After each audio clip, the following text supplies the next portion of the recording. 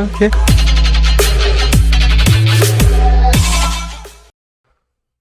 Hello everyone, welcome back to a brand new video, and today we're going to be doing a Pokemon TypeLocke, which I'll explain the rules later. Until then, let's spin the wheel to find out which type we're allowed to use.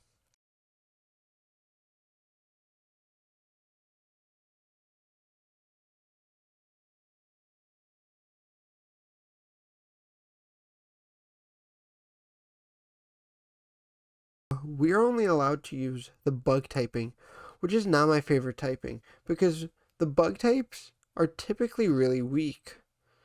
The only Pokemon that I've seen that is a bug type that's decently strong is Yanmega. And even then, he's a glass cannon, so I'd love a buff to the bug type in Pokemon Scarlet and Violet. So let's go through the run through. I start out by picking Sobble, which doesn't really matter. So yeah, I go through the forest and I encounter Caterpie. Now that I've encountered Caterpie, let me explain the rules because the bug lock has officially begun. So I'm only allowed to use Pokemon that are a bug type, obviously. Along with that, if a Pokemon faints, it's dead, and I must name every Pokemon that I use. When a Pokemon dies from an evolutionary line, let's say Caterpie for instance, I can't use the rest of any Pokemon in the evolutionary line, so I wouldn't be able to use Metapod or Butterfree.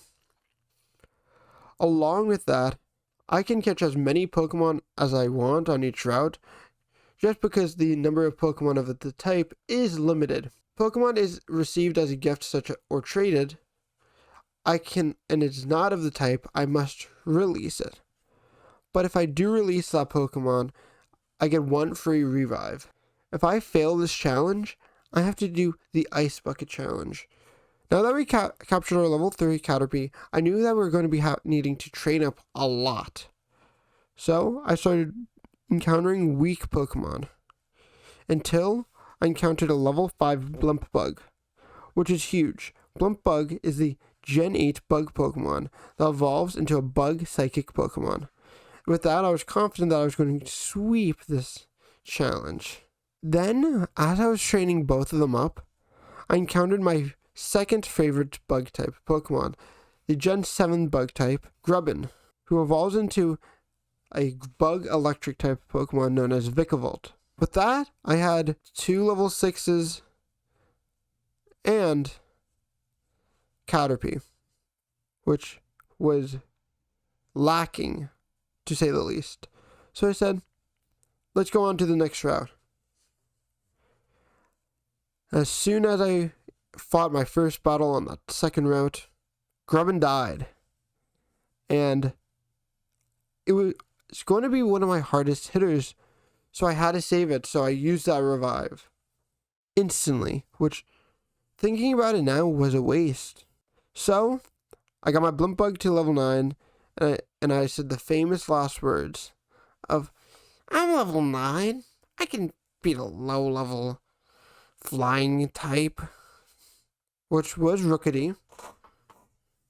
Well, let's see how that went. Okay, that was a critical. We're also starting off weaker than it, so.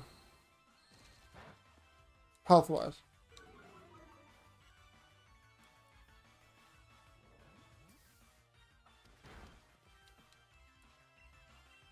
It seems that we do pretty well against low-level rookies that only have Power Trip. But I feel like once they gain the move, any like flying type move, and I think their first move is Peck, then that's where they're going to kill us usually. You should be only like level 8. And that Wooloo is just...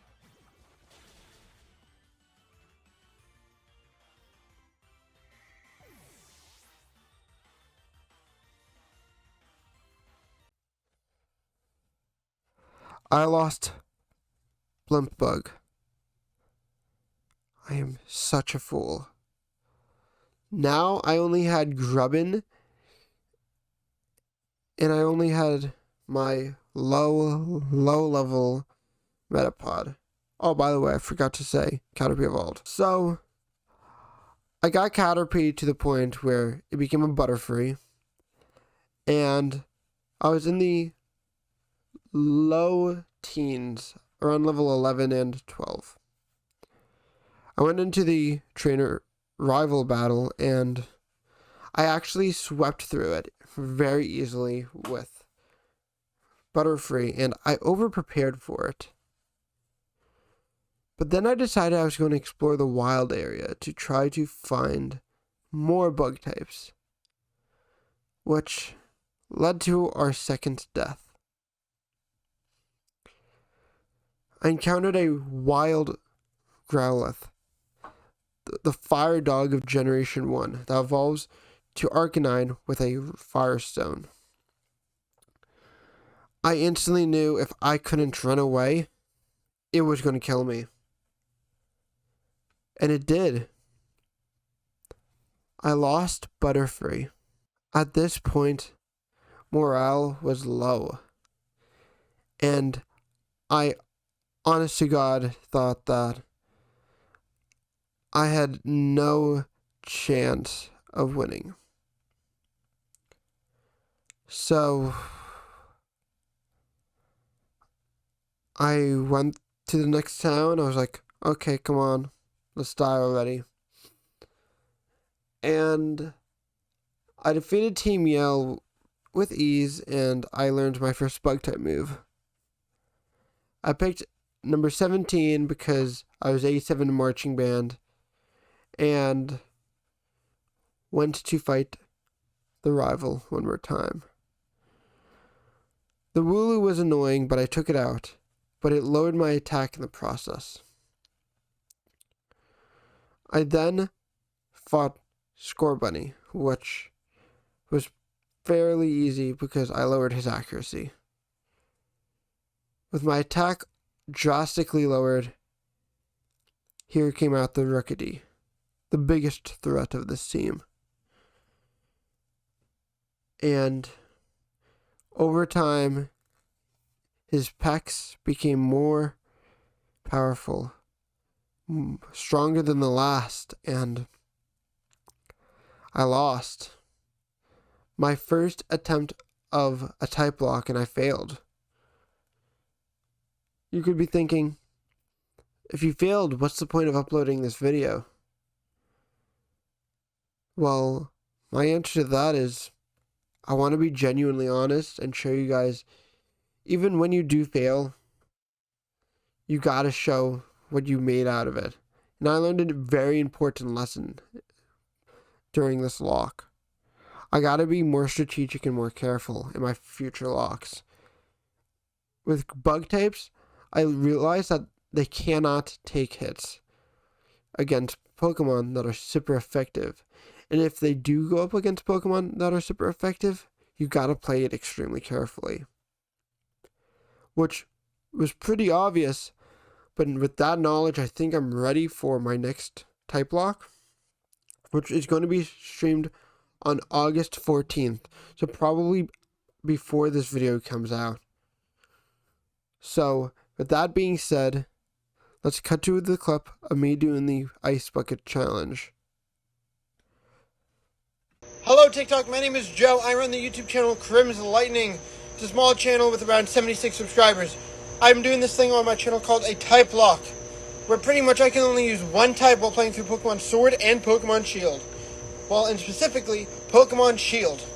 I was using the bug type and I failed. So, as a forfeit, I have to do the Ice Bucket Challenge. I got a pot here with water, and I figured, what is the best spot to do this than in a pool? This is my second attempt doing it because I missed myself first time. This is gonna suck again. 3, 2, 1.